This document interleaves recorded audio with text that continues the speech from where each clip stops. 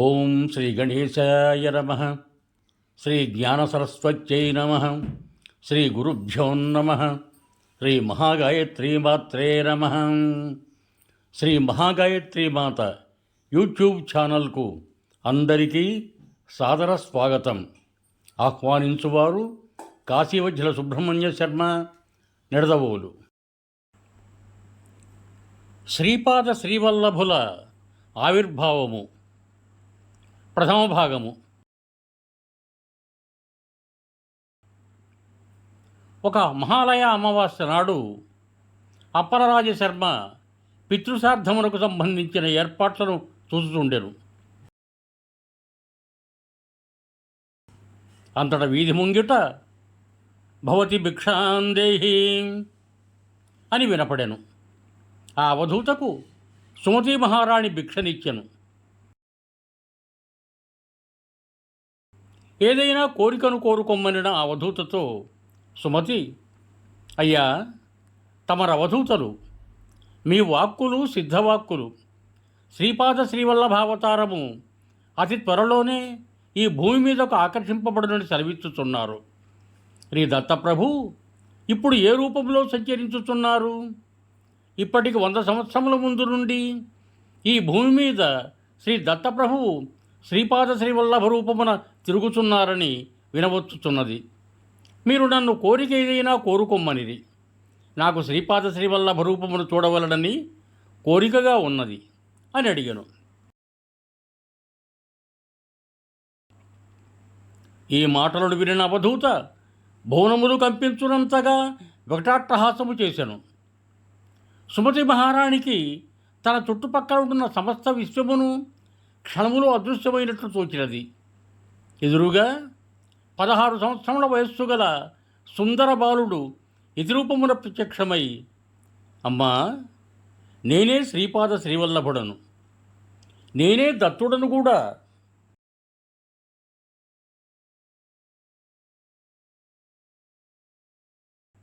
అవధూత రూపమున ఉండగా శ్రీవల్లభ రూపమును చూపించమని నీవు కోరితివి. ఆ కోర్కెను తీర్చుటకు శ్రీవల్లభునిగా నీకు దర్శనమిచ్చుచుంటిని.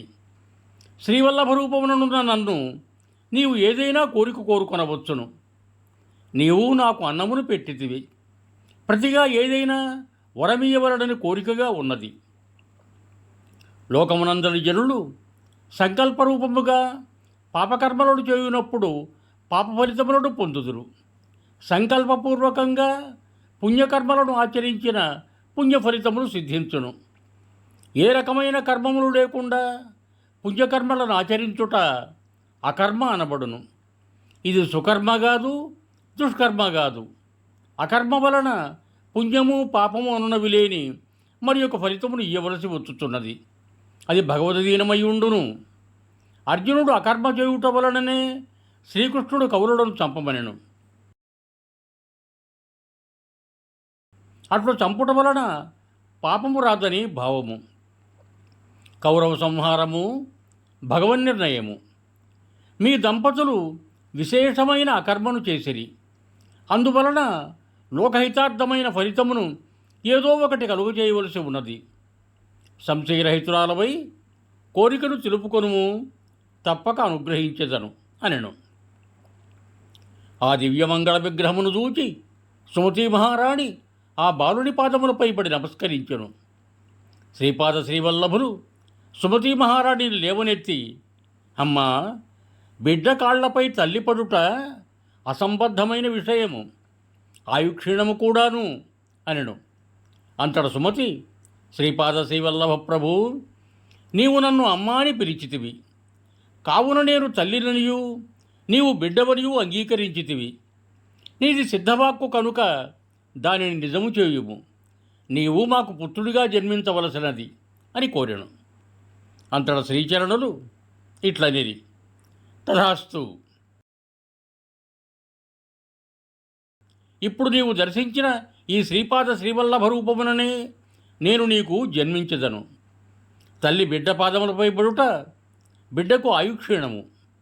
నేను ధర్మకర్మ సూత్రములకు వ్యతిరేకముగా నడవను కనుక 16 సంవత్సరముల వరకు మాత్రమే మీ బిడ్డగా జీవించెదను అనెను. అందులకు సుమతి, అయ్యో, ఎంతటి అపచారము కలిగినది! 16 సంవత్సరముల వరకు మాత్రమేనా ఆయుస్సు అని విలపించతొడగాను. అందులకు శ్రీచరణులు ఇట్లనేది, అమ్మా, 16 సంవత్సరములు వరకు మీరు చెప్పినట్లే నడుచుకుందును. వర్షే షోడశే ప్రాపే పుత్రం మిత్రమదాచరేత్ అని ఉన్నది. 16 సంవత్సరముల వయస్సు వచ్చిన పుత్రుని మిత్రుని వలె భావించవలను, కానీ ఆంక్షలను విధింపరాదు. నన్ను వివాహము చేసుకునవలసిందని నిర్బంధించరాదు. నేను యతినై యథేచ్ఛగా విహరించుటకు అనుజ్ఞనీయవలను. నా సంకల్పమునకు వ్యతిరేకముగా మీరు నిర్బంధించిన నేను మీ ఇంట ఉండువాడను కాను అని పలికి వెంటనే ఒడివడిగా పయనమై వెడలిపోయెను. సుమతి మహారాణి నోట మాట రాక కొంతసేపు అట్లే ఉండెను. జరిగిన వృత్తాంతమును సుమతి తన భర్తకు వివరించెను. అంతటా అప్పలరాజశర్మ, సుమతి, విచారింపకుము.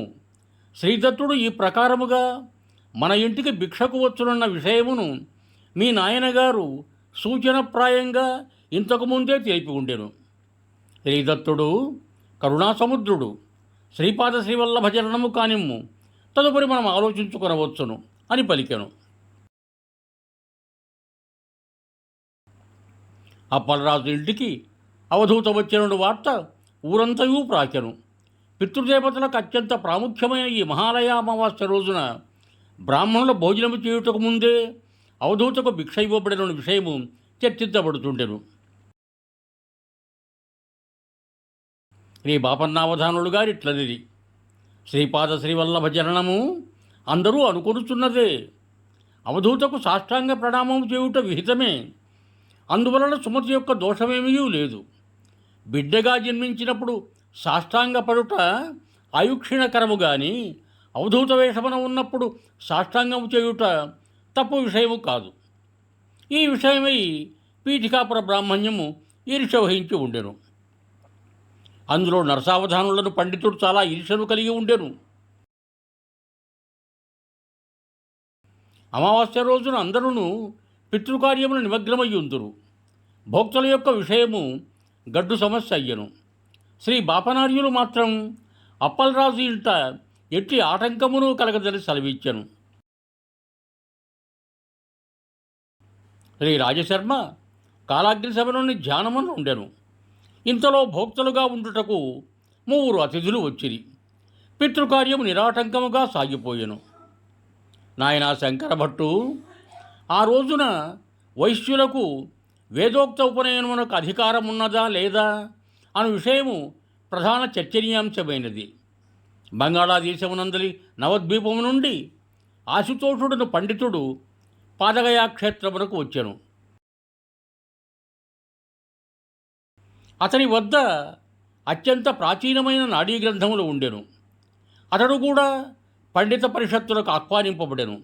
శ్రీ బాపనార్యులు ఇట్లు సెలవిచ్చిరి, నియమనిష్టలలో బ్రాహ్మణులు, క్షత్రియులు, వైశ్యులు సమానముగానే ఉన్నారు. కావున వీరికి వేదోక్త ఉపనయనము ధర్మవిహితమే. తక్కువ వర్ణముల వారెవరైనా ఉపనయనము కోరిన ఎడల పురాణోక్తముగా చేయవచ్చును. జ్ఞానసిద్ధిని పొందుటకు కులము, లింగము, వయస్సు అనునవి ఆటంకములు కాదు.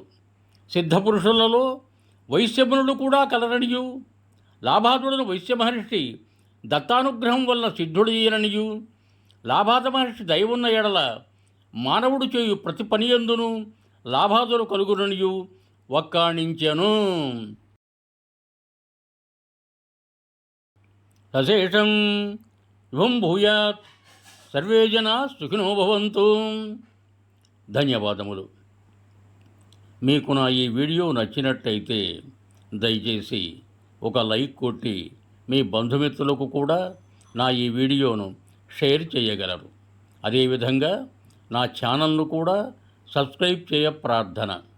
మరొక్క మారు ధన్యవాదములతో భవదీయుడు కాశీవజ్ర సుబ్రహ్మణ్య శర్మ, నిడదవోలు, తూర్పుగోదావరి జిల్లా.